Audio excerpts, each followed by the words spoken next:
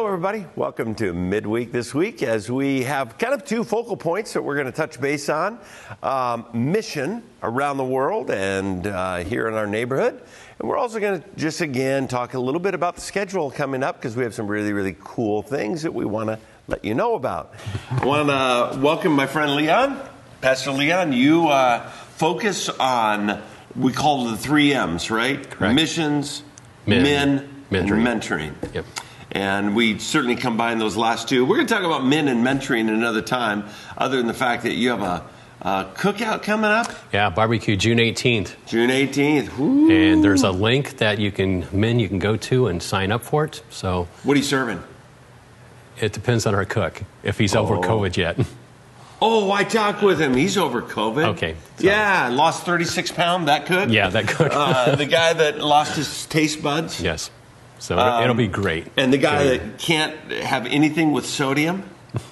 Correct. That Bingo. guy. That Okay, guy. but he's going to be fine. He's going to be healed. I told that guy, I said, you losing a sensation or a taste for sodium?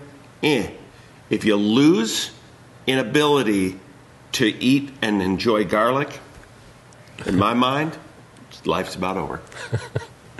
Correct. It's going to be good. Well, we, in our church, we have loved missions for a long time.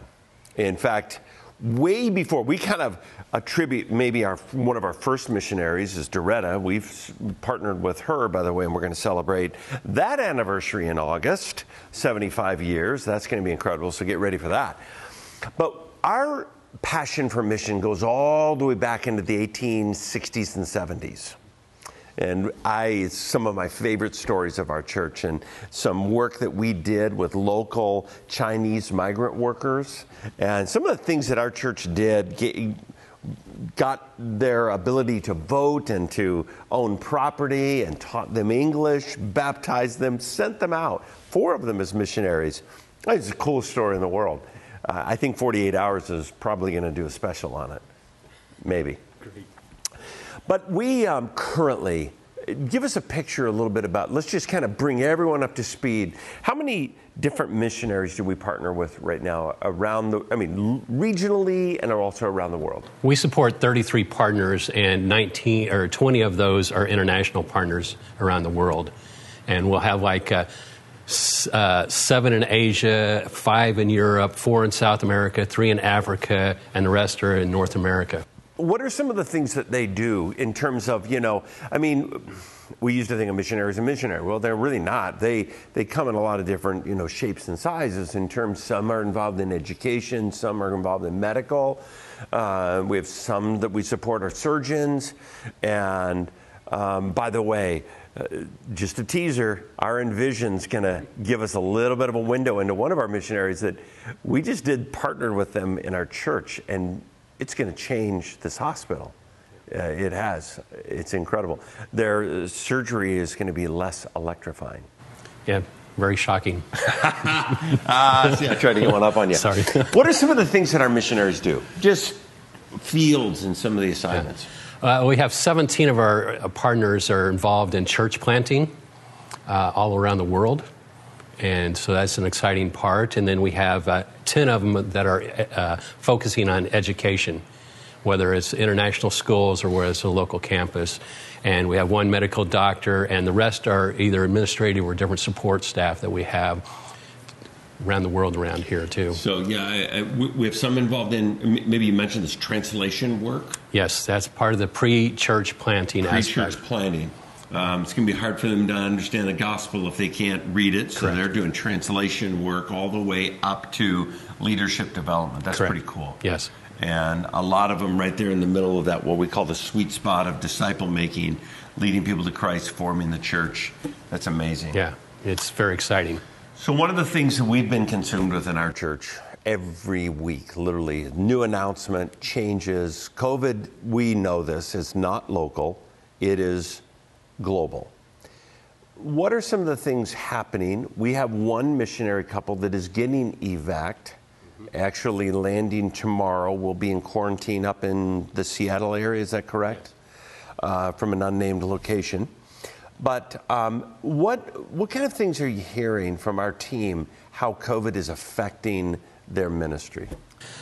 It's just like it's probably worse there in a lot of countries than it is here, because the governments are shutting down. Therefore, the jobs are falling away. They're not able to buy food, provide for their families. So a lot of our missionaries are actually investing in supplying food sources and doing good deeds for these individuals they've been ministering.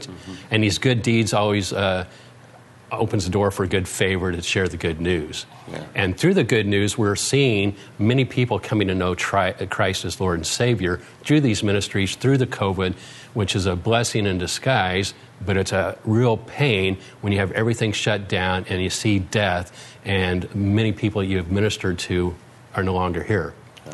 And so it's been a real challenge in those areas, and as we see this, church planting and church growth is still happening.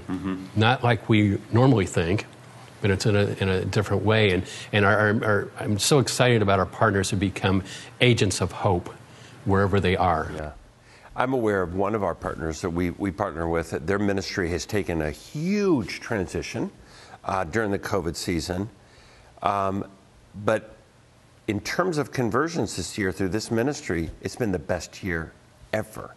Hard to imagine. And I believe, if my memory serves me right, there's 60 new churches planted in 1 year.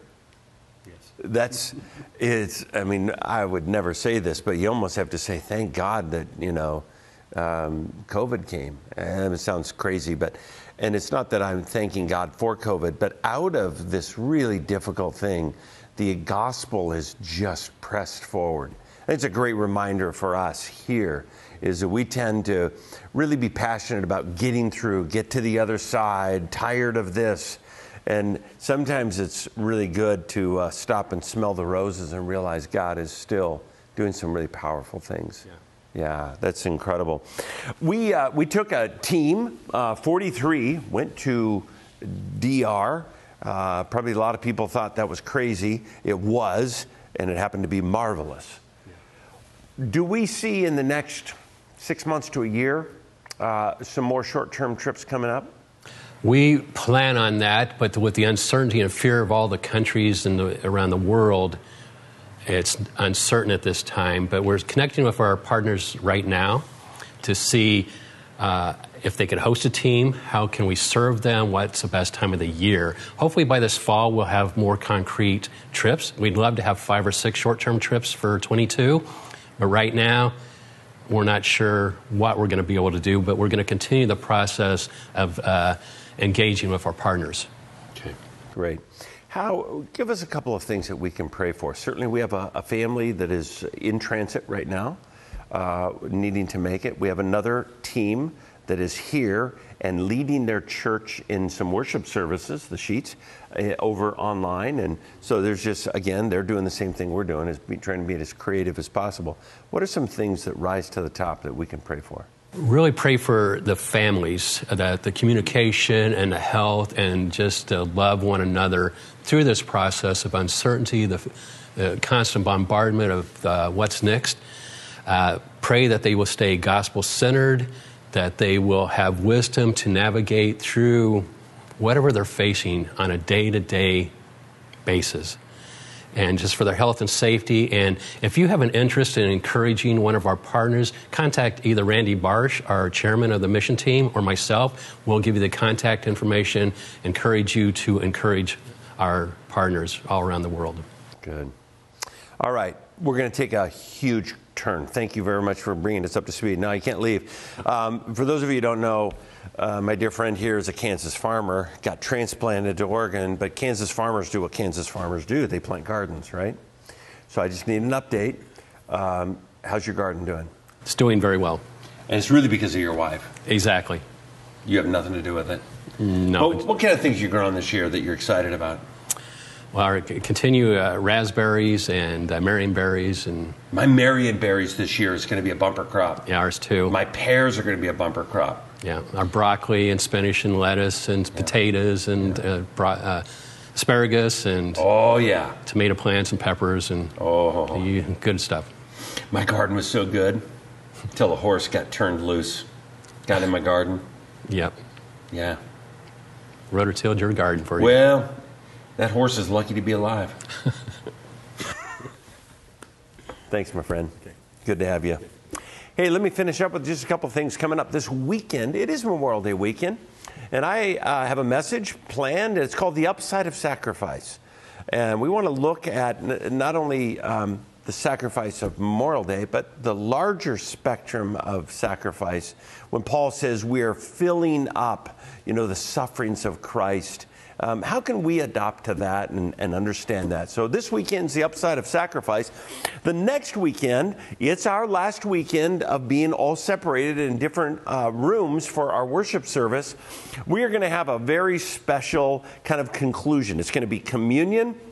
But we're going to have a special time called Body Life, where you are going to participate and you're going to be sharing. So I want to tee up some things for you in ways that in this last year you were pleasantly surprised at how God worked in your life or the things that you saw God do. Secondly, and you'll know what this means if you've kind of been with us for a while, what has been your rock? What has been that thing, that moment, that assignment, that experience where God showed up that you want to encourage us? So it's a day of celebration. All of our services are going to be the same. We're going to have worship, we're going to have communion, and we're going to have you. And you're going to come, and you've got to be here to share. And if you are a streamer and you want to participate, send us an email, FBC, send it to mine, send it to Sean. So we'll read it for you, and we'll get you as a part of the service. So if you have a rock, something that God did, or a way that you were pleasantly surprised,